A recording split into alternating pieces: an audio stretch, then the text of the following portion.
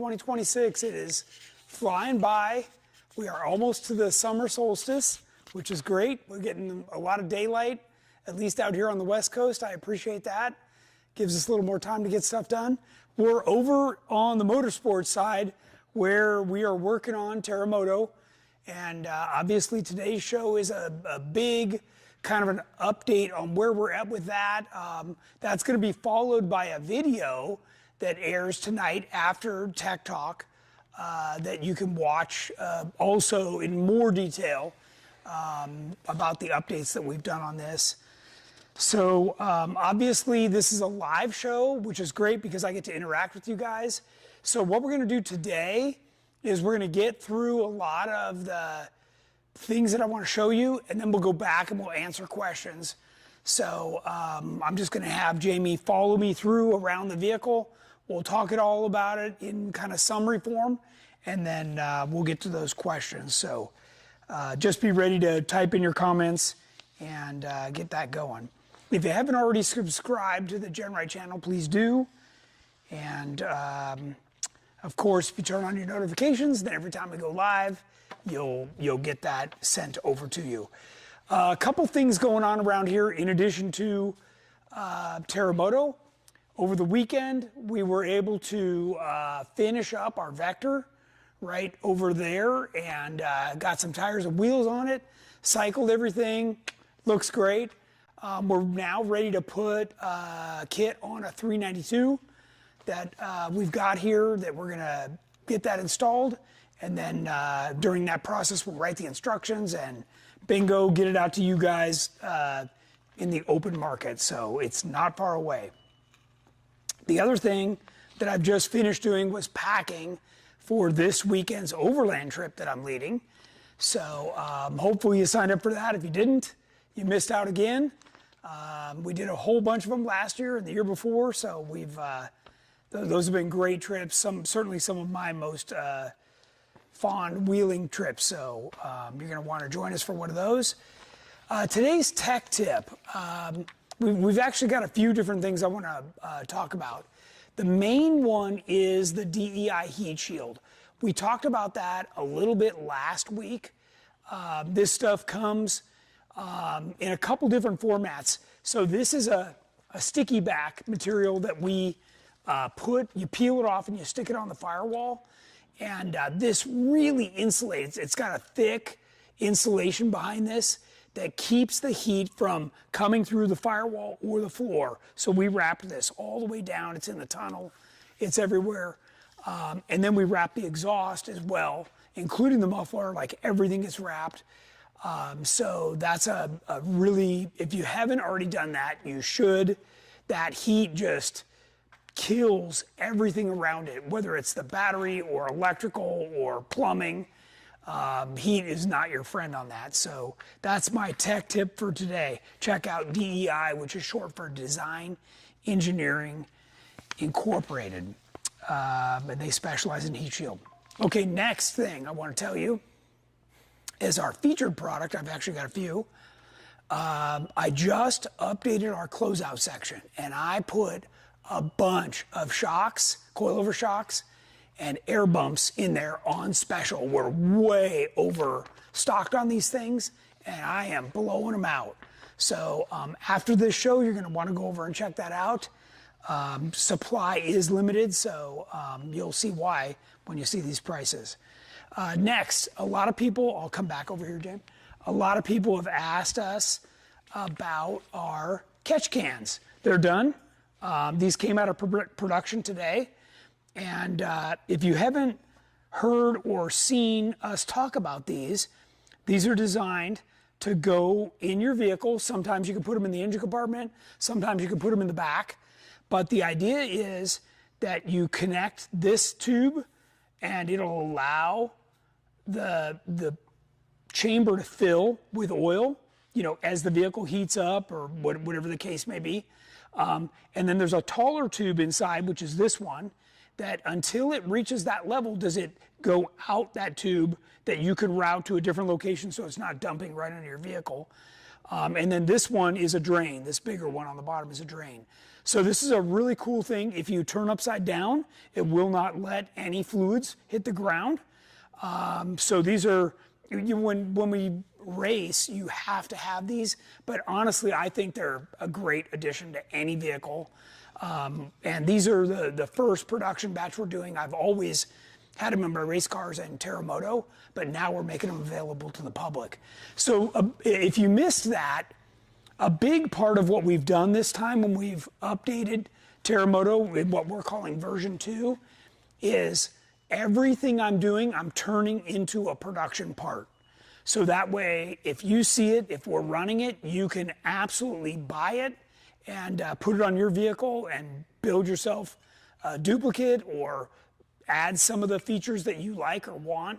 You know, you can do that on your own time and as you can afford it, so to speak. So that's a brand new thing, and everybody's been asking about that for a while. So I'll set that down. Okay.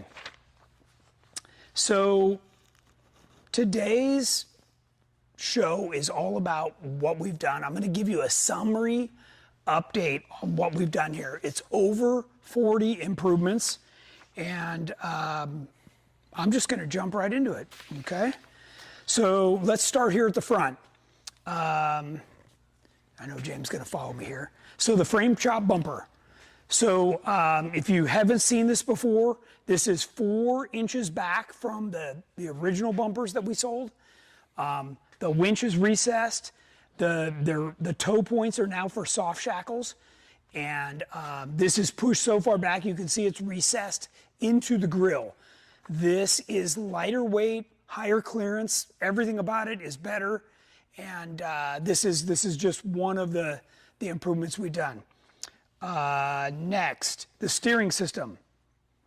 This is our brand new steering system. It's faster ratio. It's got a pop-off valve. It runs a bigger pump. This has a very unique ram. I'm going to step through and show you this. I'll come back over, Jim. This ram is not like any other ram. This ram has ports inside at each end that as you get close to the end, the ram slows down and gives you feedback.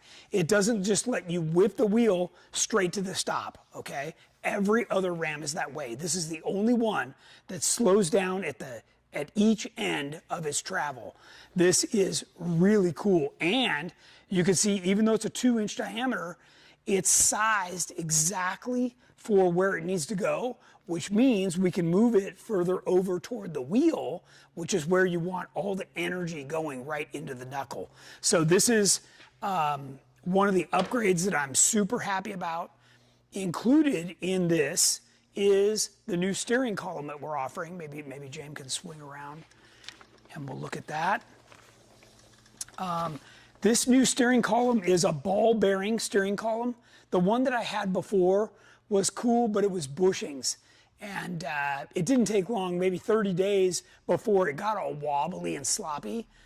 This one is not that way. And of course, we've incorporated in our quick release steering wheel, which is super nice. Of course, we run the PRP steering wheel, but this new ball bearing setup is, you can also set the preload. So if it ever does develop some slop, you can preload it, or you can just put new bearings in. Really cool. And then that runs down to some linkage that goes all the way to the steering box. Okay. Let's see. We also put on a brand new exhaust. So the brand new exhaust is freer flowing, and that reduces heat because we're getting the heat out. The new exhaust is also ceramic coated on the inside and the outside, and that's going to be a big improvement when it comes to making more horsepower as well. We've lowered the center of gravity. So we've done a couple things. Let's slide back up to the front, James. So to lower the center of gravity, we started off by moving the engine down and back by 1 inch. So 1 inch down, 1 inch back. And as you can also see, and you maybe have seen in some of our other updates, the engine is also shifted to the passenger side, which helps offset the weight of the front differential.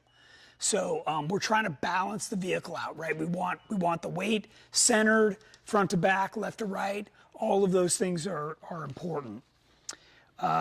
Next, the cage is much safer. We've done a whole bunch of improvements with strength in the A-pillar area, including brand new tubes that come from this junction all the way down to the shock towers. And, you know, we've always had these door bars, but we made more room inside. These bars, you can't tell from the angle you're at, but they're actually curved now to give you more room on the inside. And the back seat area has more room. We opened that up about 1.5 inches, 1.75 inches. So the whole vehicle is going to feel more roomy. We've added additional tubes. We've added this tube in here because the new rockers tie into these lower tubes down here. So the rockers aren't just mounted to the body or the frame. Now they're actually mounted to the entire chassis, and it's all one. So this is really revolutionary for a JK. Next, we refined the seat mount design. We actually took 3 pounds out of each of these seat mounts. So that, you know, all these little things start to add up. You know, we took a couple pounds out of the throttle pedal, a couple pounds out of the brake pedal. You know, we're just clicking away at all these things that we've been able to refine and make better. All right, speaking of the brake pedal, I worked with Willwood to come out with this new design. Maybe if you slide to this side, James, you can shoot back at the brake pedal. Kind of see it inside there, maybe. Is there still a light right there? No, that moved. But anyways, this Willwood pedal assembly is what a lot of us in the off-road world consider to be the magic ratio of 10-to-1. And I run 2 different sized master cylinders, you know, one for the front and one for the rear. Obviously the front is a 6-piston, the rear is a 4-piston, plus the majority of your braking is done in the front. So the reservoirs are now mounted inside. They're not in the engine compartment anymore. They're on the inside so I don't get heat soak, and from the driver's seat I can refill them if we need to without getting out. A lot of these things are small improvements or refinements, but in the end they're going to make a big difference. You can also see that these sit quite a bit higher than the master cylinders, so there's good flow to keep those filling, and these are oversized. So, and all of this hides under the dash. So once the dash is in, you won't even see that stuff. Next, the gas pedal was a design that I was using before, but we've refined it now. And this is a really nice, and of course all of these things are now on the website. Everything I'm talking about you can already find out over on the website. Oh, right here, it might be a little bit hard to see, but I've got the plumbing in here for front and rear brake shutoff. So if I were to develop a leak or tear a line, I can just reach up to the dash, turn it off, and still resume driving without having no brakes. So that's a nice improvement. Let's see. The rear tire rack has been refined. Maybe we can slide around to the back there, James.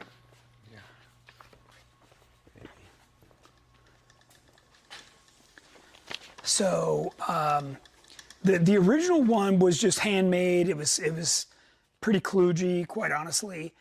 This one, this back section comes off, and if you want to put the tailgate back on, you can.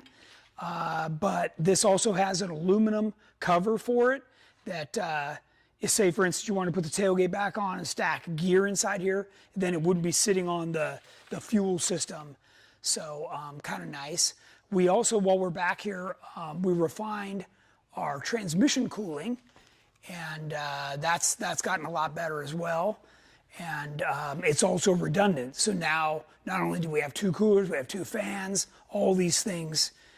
We're always looking for redundancy, like we have 2 fuel pumps. That way if one quits, you can still keep going.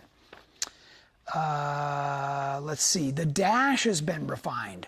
So let's come back up this. Oh, well, while we're here, let's talk about one of our big improvements, the dovetail corners and the rear frame shop bumper. Those were two giant improvements that actually kicked this entire phase of V2 off. Many people have said, Tony, you know, I've seen pictures of this, I've seen video. In person, it's radical. This moves in almost 4 inches, and the rear end is more narrow than a TJ or a YJ, so that's a big improvement. And then, of course, you can see how tight the new rear bumper is to all of that, so that helps complement it. And this rear bumper, again, is 4 inches in, so you've got a better approach and departure. So you have 4 inches on the front, 4 inches in the rear. All of that making this longer, you know, JKU platform better off-road. Okay, the dash, maybe from right here, James, because you can see the ventilation. So one of the things that I've really worked on, and you've heard me say over and over again about like the DEI and heat, is we found that we were trapping too much heat under the dash. So now the JK dashes are now coming ventilated. They've got vents here, up on top, up on the side. They're much better ventilated, and that's really gonna see an improvement in everything. It also helped to lighten it up a little bit. We improved on the mounting, so it's got much better mounts all the way around, up on top, on the bottom, and on the side. So a lot better mounting on that. Let's see, what else did I have? Oh, and the new dash wraps around this tube. So before you kind of had to cut it in yourself, now it's a knockout that you can do on a side panel, and it looks so clean. So sorry I can't show you that today. We're in the final assembly process here, so I just literally had Jamie roll the camera over and we're catching you up on right where we are right now. Okay, so in addition to the brand new seat mounts that have been refined, PRP has supplied me with new seats. This is our Comp Elite. These have removable seat cushions. These have suede inside that grips your clothes. A lot of people don't know that. And these also have seat heaters in them now. So I never had seat heaters before, now I will. And this is the height of the dash. So you don't have, your stock dash sticks up another 3 inches. Then you got a 2-inch, cage bar running on top of it. So your windshield's really only that big. Well, my windshield's all this. So that means you can lower the seat, bring down the center of gravity, and really get everything to work better. And trust me, if you ever have a chance to get a ride in this vehicle, you will notice the lower center of gravity instantly. We won't go 100 feet and you'll feel it, okay? Let's see, new designed rockers. So the new rockers go through the body into the cage, and then the tube mounts here. And there's tubes that go down to the frame as well. So it's a single tube, and it'll be 2-inch 250 wall, very heavy duty. And for this long platform, you really need a heavy duty rocker. And this is going to be new and innovative, and it also saved a lot of weight. So that's another thing that I'm really looking forward to. Front shock tower crossbar. So this crossbar is brand new, and this helps support the two towers, and it really helps stiffen the frame as well. In addition to that, we've got brand new tubes right here that are going to be put in from the firewall, and they run down to the shock tower right here. So that way we're tying the whole cage structure into this whole front structure. And of course, this is all the kit that's now available. So this is all, brand new stuff that I was talking about, okay? Other innovations. We refined the whole fuel system. So the fuel system now has some additional filters. It's got brand new plumbing from Russell's, brand new fittings, brand new hose from Russell's. And we upgraded to the fast injectors. So this is you only get a 2% variation between each injector, and they're higher flow, a better spray pattern. This is a really nice upgrade when you get into this level. And at the same time we did this, we went to the Edelbrock fuel rails, and I put a new pressure monitoring system on here, and then of course a brand new fast throttle body. But this is the same throttle body I've run for a long time, but I really like this one, so I got a new one to make sure everything was fresh. In addition to that, we did do better rockers, new lifters, better cam, bigger cam. So some more stuff on that. I also improved this whole front accessory system where I got everything in a position that I wanted it, and it made more room between the accessories and the radiator. All of that helps to make it more serviceable. And if you ever have to work on your vehicle, you'll know exactly what I'm talking about. That's welcomed. Okay, we also, on the suspension, we did a bunch of refinements. So there was some additional bracing, there was some additional backing material on the frame. All of those changes went into production, and if you already have our Elite system, there are things that you can add on. You can call and buy those parts and add on to your existing Elite system. Let's see, we talked about, I've got a carbon fiber hood. So before I had a fiberglass hood, it wasn't heavy, but it wasn't light. The new carbon fiber hood, you don't even know there's anything in the box. We are doing an aluminum engine skid. We are doing an aluminum gas tank skid. Let's talk about that for a second. So a lot of people were very skeptical that I wanted to do an aluminum gas tank skid. Now this is upside down right now, so I can show you what I'm doing. What I did was I made this piece of chromoly. So this is hardened steel that will be laminated to the bottom of this gas tank skid. So what this does, for not very much weight, it gives me a ton of strength and skid abrasion. So that way I can reduce the weight. By the way, this, just switching to this system, dropped over 150 pounds from what I had. So this was a big chunk of the weight savings.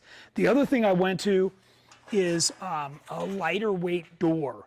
So because my doors don't open, this literally becomes a body panel, and these are super, super lightweight. So all 4 doors are that way, and that makes it really nice. And of course you use the rocker to climb in. It's not that hard. My 85-year-old father's done it. My mom has done it. I've given lots of people rides that had to climb in, and they all managed to do it. Turns out they want to ride pretty bad. Let's see. The other thing that we did, and this will be my last thing before we take some questions, James, is we've refined how we routed some of the electrical and some of the plumbing to get it further away from heat, to get it in situations where it's not rubbing, in some cases to shorten it, lighten it up. All of those things were nice benefits. So, all right, let's take some questions. All right. Okie dokie. Let's point over this way so Terremoto's in the background and we can answer all those questions. There we go. Let me try to multitask here. That's perfect right there.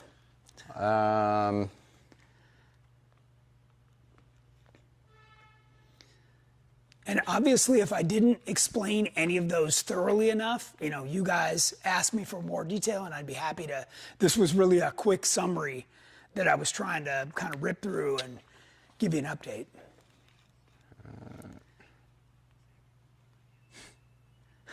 Hold on. And by the way, we had all the seats in earlier. We took them out so we could show you the seat mounts. So we're just in that phase where we're like ripping through assembly. Lots of people say hi. Nice. Hi everybody. Mr. Thanks for joining us. Bob Becker. Say that again. Mr. Rickstar, Bob Becker, Matt McDonough. Sean, TJ, Richard Judlowski. Oh, these are people watching. Yeah, Nice. so I'm kind of, because I haven't looked at it for a while. Nice. If you guys can't tell how excited I am to get this done, I can't even begin to describe it. I'm really looking forward to getting it out and driving it. Are you going dry sump on the oil pan? I'm not. I debated that, but it really limits how much space I have in the engine compartment. So I just decided to stay wet sump. I wanted dry sump, but it was one of the things that the concessions I had to make. So. Matt McDonough, for the tank and other skids, would you use UHMW to help us sliding over stuff?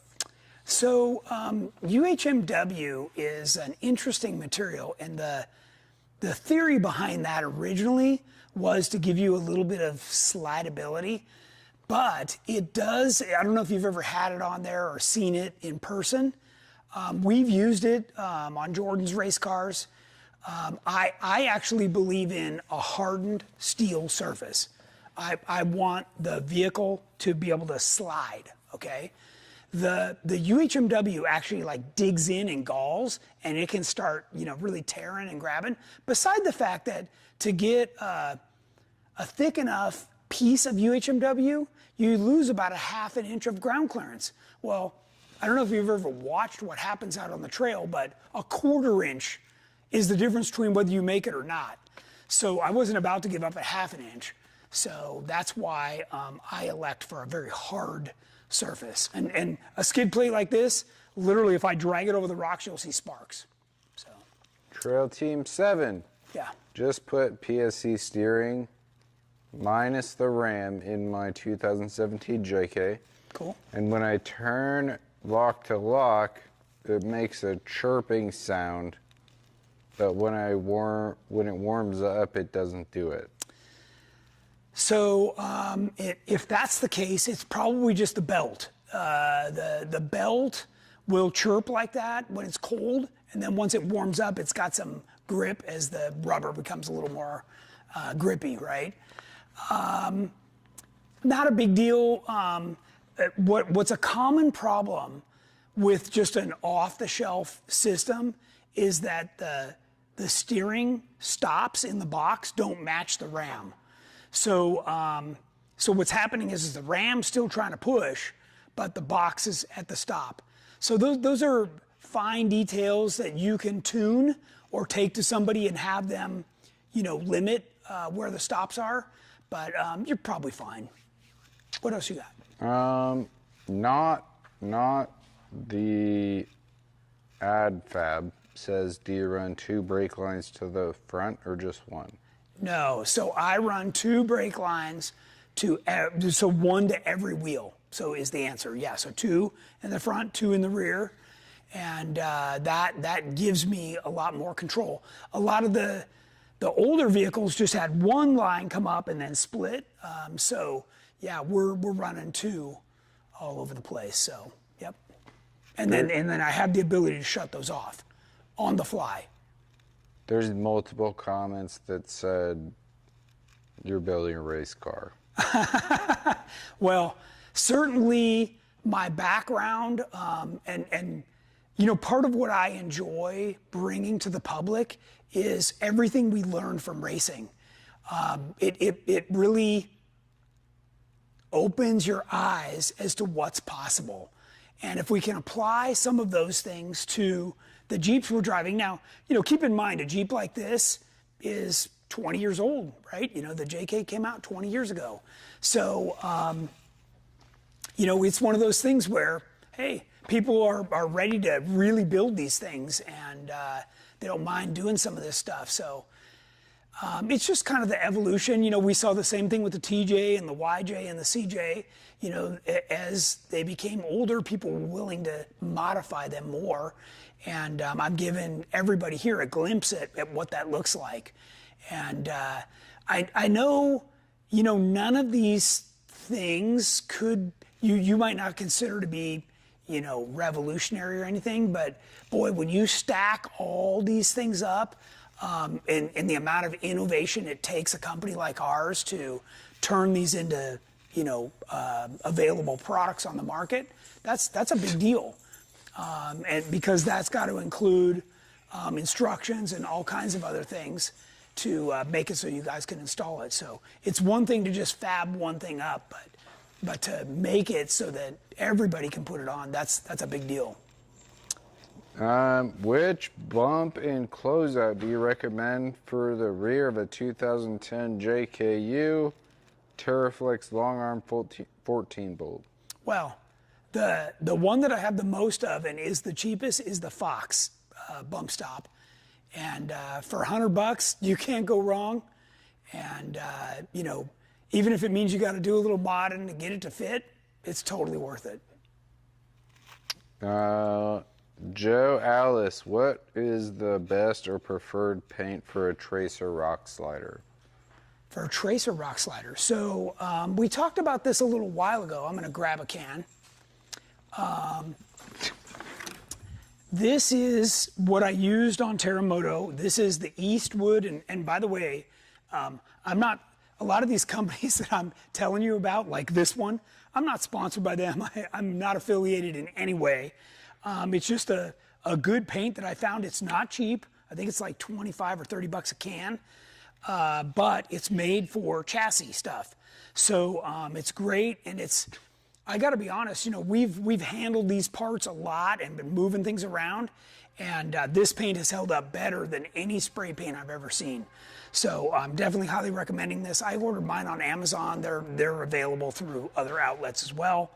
But the Eastwood Extreme Chassis Black. And it looks like a semi-gloss. It looks exactly like powder coat, if you ask me, when it's put on. So I would definitely recommend that. Okay, Matt McDonough. Yep. What's the weight gonna be? So right now, and I was saving this for when we got to the end that I could show you guys. I have this bin of the stuff we've cut off this thing. And we're gonna weigh that bin right in front of you guys and show you how much weight we've lost on this Jeep. But we should be right at 5,000 pounds, which for a full-size JK on 42s with 70 axles, that's pretty impressive to say the least. Okay, Phillips 6.0 LS. How far out does the frame chop bumper stick out from the body mount? Any clearance issues with Griffin radiator or the JK/JKU LS Elite radiator mount? Oh, you've asked the right guy. So that is exactly what I'm running. I'm running everything fits perfect.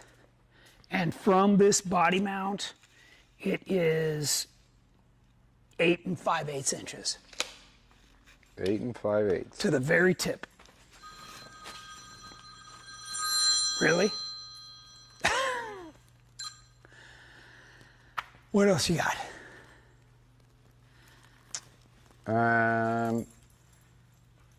Cam Grieg, what company makes the carbon fiber hood? Actually, I'm not sure. I picked it up down in LA, and I wasn't sure if it was the guys that we used to work with. Fiberworks? No, it's not Fiberworks. They moved to Texas. Oh. Who? It might be Anderson and it might be Sabon. Right? It's one of those two guys. Yeah, okay. Yeah. It's really nice. Like, I've got it hiding over there so nobody wrecks it. Do they make them for YJs? Oh, don't know. That'd Don't be know. You'd have to do a quick internet search on that. Okay, Daniel Parteta, 2017 JKU, Dana 44s, Trust, going stage 1 on 37s. Is it worth sleeving the tubes? It probably is, yeah.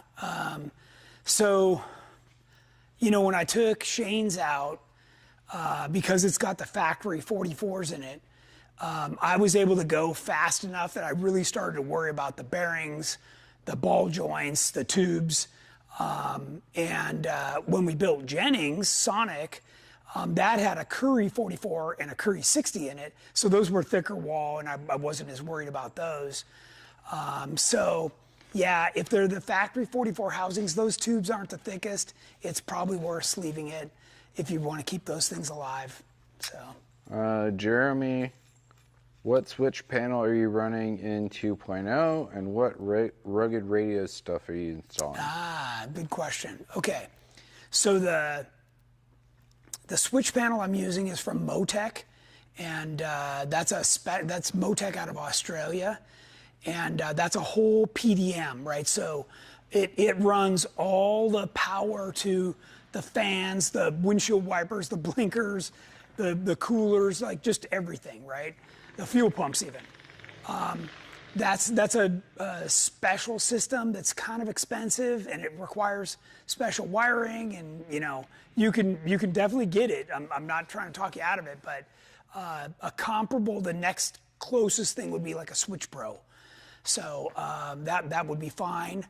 The nice thing about the Motec is it's programmable so that you can set it to have a low limit and a high limit to either come on or give you a warning or those kinds of things, and it monitors amperage and draw.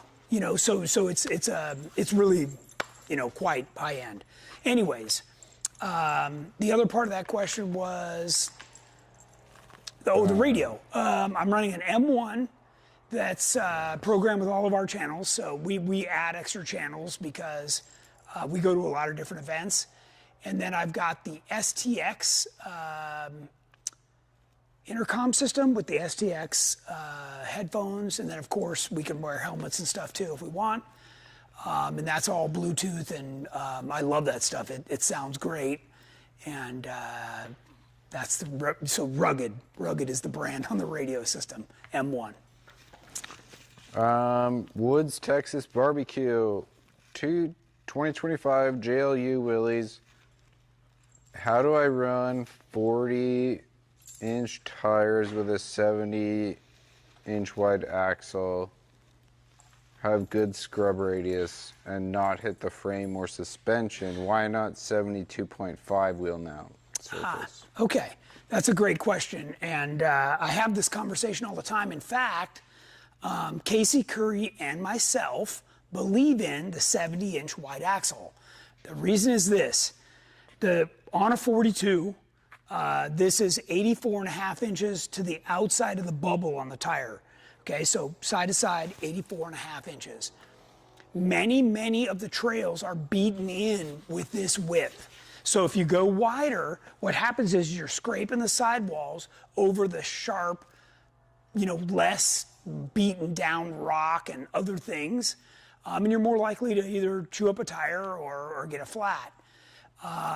So we like the 70-inch, and I'm on a 42 and have plenty of wheel travel. Terremoto ramps out at 1100, so that's plenty of flex, and for something you can still drive on the street. Okay. Hunter Dinger said just ordered bump stop. Nice. Thanks, Jamie, for helping with Tech Talk. What size fittings come with the catch can that you sell? I think those are, where did I just put that thing? I think they're 5/16, but they might be 3/8. Like MPT? Let me look, because I might have a caliper right here.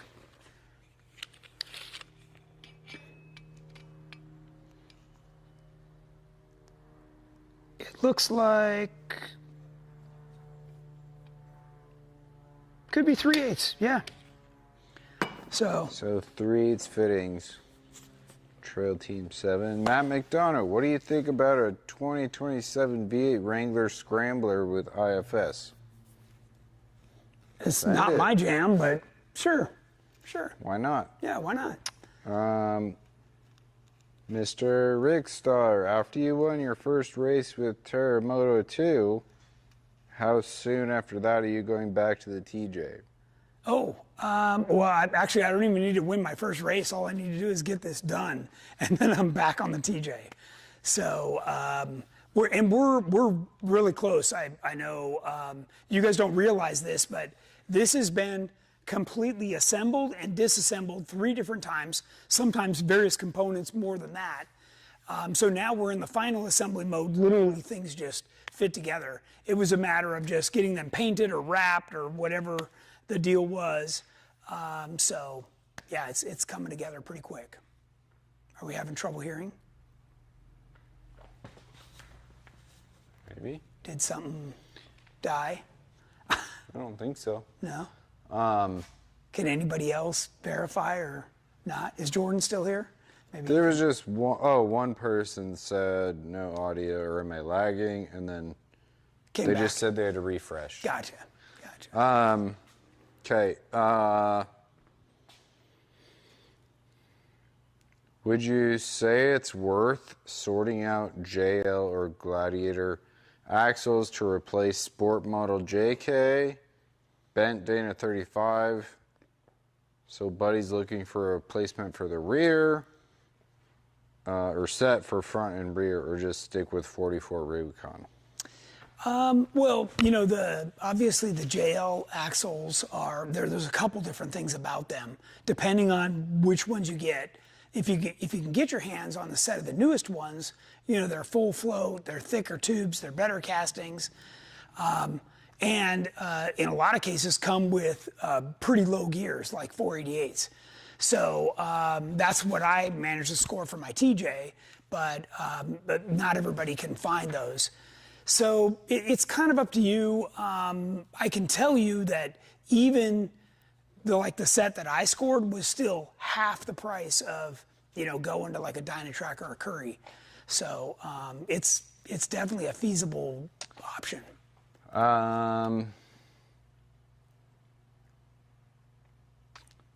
Would you say no? That one I already read. On a TJ/LJ or JK axles wide enough to outboard smooth body shocks or run 2.5-inch coilovers with 37s? No, they're not quite. The JK axles were like 63 and a half. Now, obviously you could run a little bit more offset wheel. We try not to do that. Ideally, you'd like 70. Everything we've done is designed around 70 inches wide. That's mounting surface to mounting surface. So that's why a lot of people go to the junkyard and they get the 72 and a half, because that's what's available. That's why people talk about that. That's just a full-size truck, axle width, what they call 1 tons. And that's how a lot of people end up there. There's disadvantages to that. The brakes are, big and clunky and heavy, and I don't know, you're stuck with 8 lug. There's a lot of things that aren't ideal about that, but again, the cost. So it just kind of depends on what concessions you want to make. What else you got, Jamie?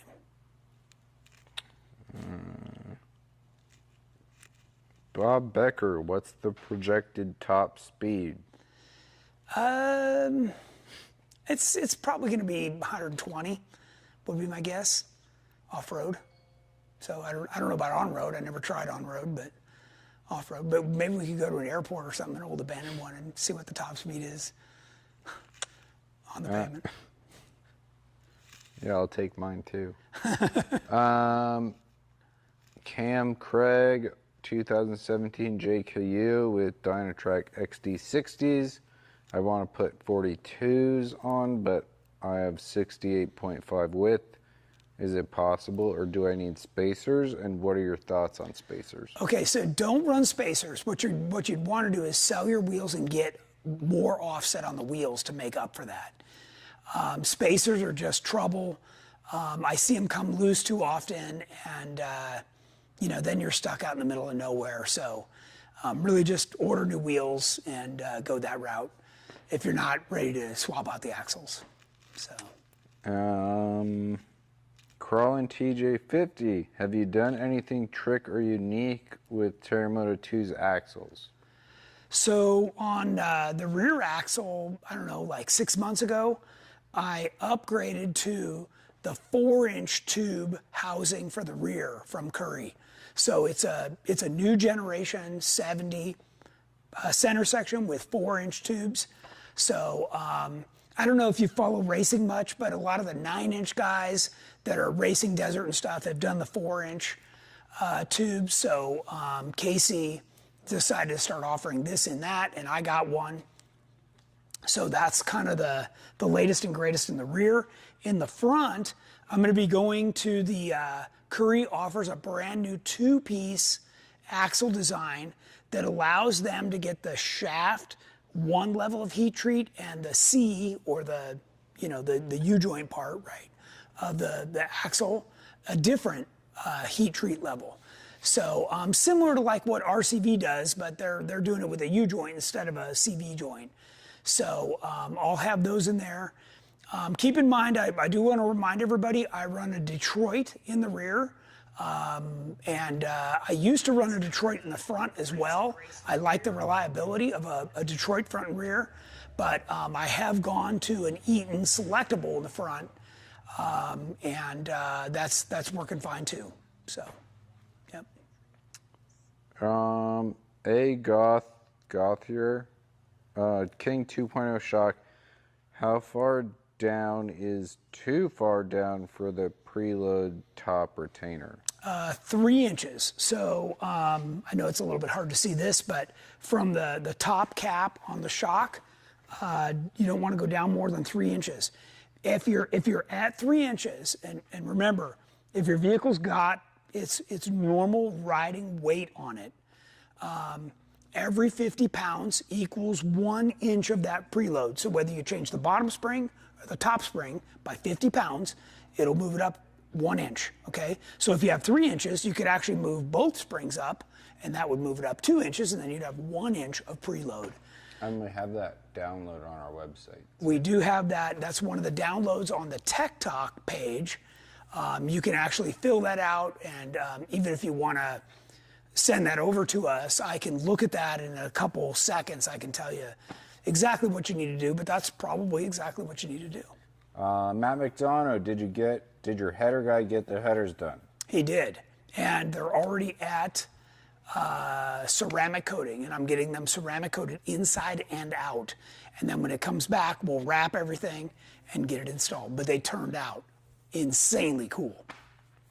Hunter Dinger, 2013 JKU manual. Is it okay to run the PSC big bore and a Ram with 40s? Sure. Yep. It's just heavy. You know, that's if you're concerned about weight at all, it's heavy. But a lot of people swear by it, and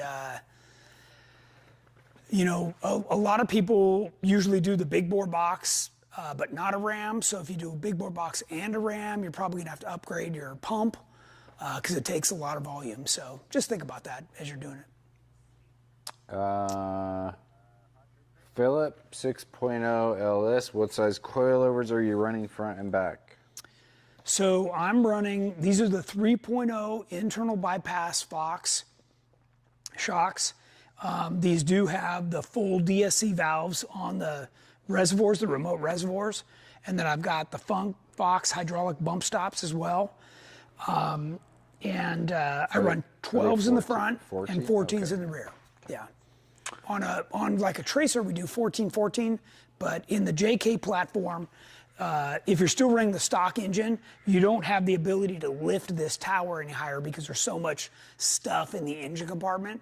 So, like I said earlier, what I want to do is I want to run exactly what you can buy, so that you don't go, well, you know, Tony's got the better tricker stuff. It's the same stuff. And we stock these shocks. We stock these and the 3.0 Kings. They're very equal in performance, so it's kind of what you prefer in terms of color and, you know, whiz bang stuff. So it's up to you. We sell them both.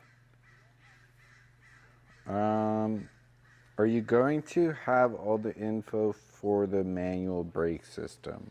I am. So right now, you can actually find a lot of that already on our website if you go there, because we sell the brake mount, right? The actual brake pedal mount, right? Yeah. So in that, if you read down, I list every single part number and size that I got from Willwood, so that you guys can buy that. I did hear that one thing is out of stock right now, and they'll have it back in stock soon. So just put your order in and be patient. Matt, that was Jordan's YJ, not mine. Why go with an E-locker over an air locker? So, up till this point, I've never had an air system on Terremoto. I didn't want the extra weight. Now I'm installing a Vi-Air system on here under the passenger side rear seat. And we'll see how that goes. I've been in a couple situations where it would have been nice to have air. And I'm trying to be weight conscientious, as you've obviously figured out. But on our race cars, we used to have air actuated lockers. And we had, although when they functioned great, but we did have several things that malfunctioned. And, it meant you couldn't finish the race. And in some cases, the first year that happened to me was at King of the Hammers at mile 65, and I was in 5th place. And I was not happy about that. So needless to say, that left an impression on me. Daniel Partita, why'd you choose to run Fox 3.0s instead of Kings? So a few years back, when Jordan and I were both racing King of the Hammers, Fox stepped up to support us.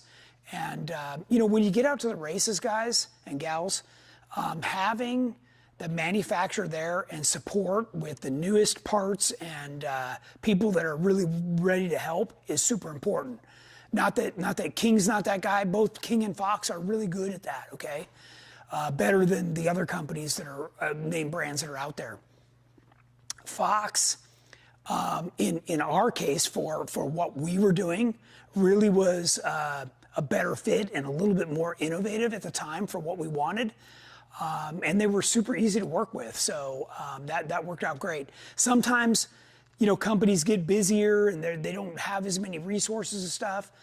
Fox is very serious about racing, and when you are a racer, that is super important. So to get that kind of support, that's why we went that route.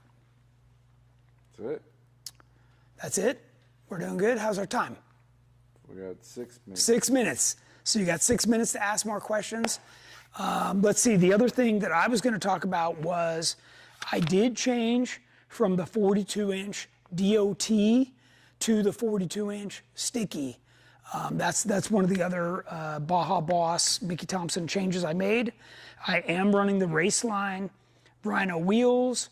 I'm running the R1. And remember, my brake system is full manual, and you can lock up these tires. Okay, so that just tells you how dialed in. A lot of you, when you put it in low range, you can't even stop the vehicle. Well, that's a joke. This system, you can stand on it and you'll park that vehicle right there. And it's not dependent on your engine running. Your current brake system gives you one pump if that engine dies. And this is no matter what's going on. Because sometimes, when you're coming down a long grade, the engine will die. There's things that happen, right? We've also had failures where we had to be towed back. Well, if you have a power brake system, that's not going to work while you're being towed back. That's a pretty scary venture. So having manual brakes is definitely a good way to go.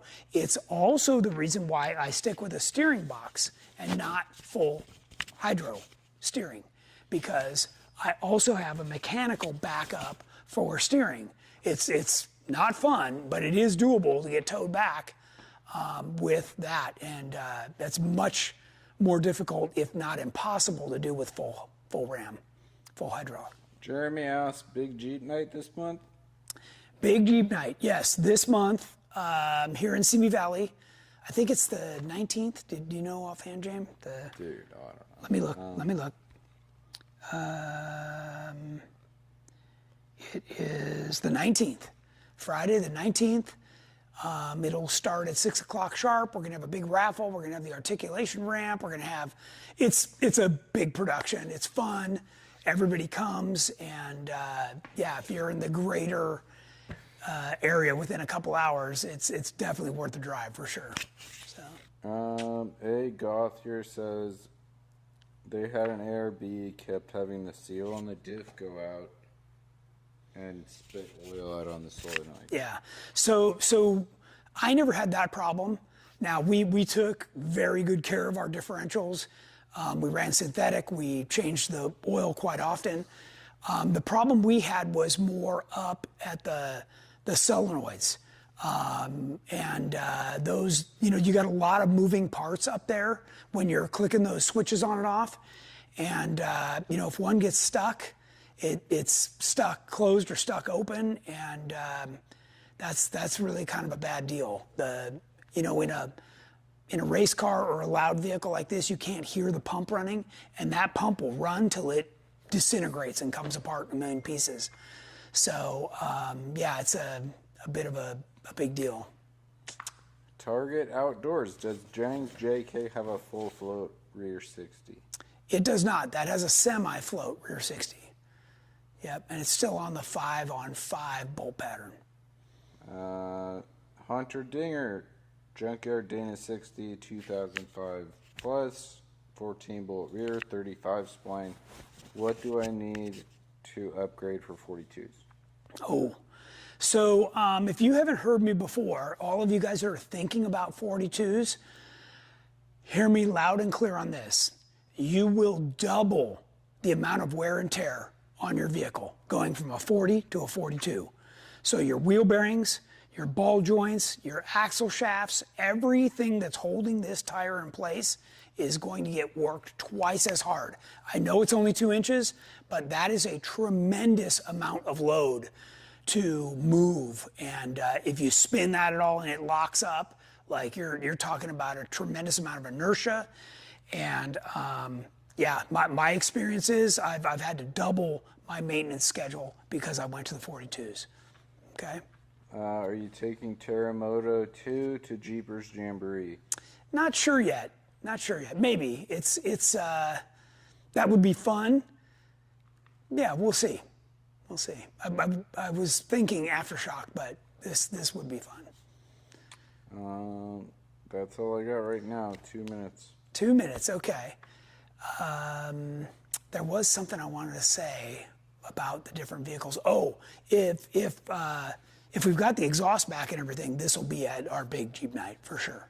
Okay. So, and I know Travis is all staged to get the new doors and fenders wrapped, and so he's ready to rip on this thing and get it all dialed for me. Yeah, someone else asked, Matt McDonough asked, what's the color scheme going to be? But it's the same. It's similar to what we had before. We added a little bit more detail right here, and we lowered the stripe because the red went off the top back here. They probably can't see where I'm walking, but we narrowed so that when the stripes go around the back, there's red, white, and blue on the back. So where it was just white and blue. So yeah, but otherwise, from a glance, it's going to look exactly the same. That's what we got, and that's what we got. All right, everybody, thanks for joining us. I hope you enjoyed that quick summary update. We'll be back next Wednesday with a bunch more good stuff, maybe even a little bit more on the TJ. Till then, you guys have a great weekend, and we'll see you soon.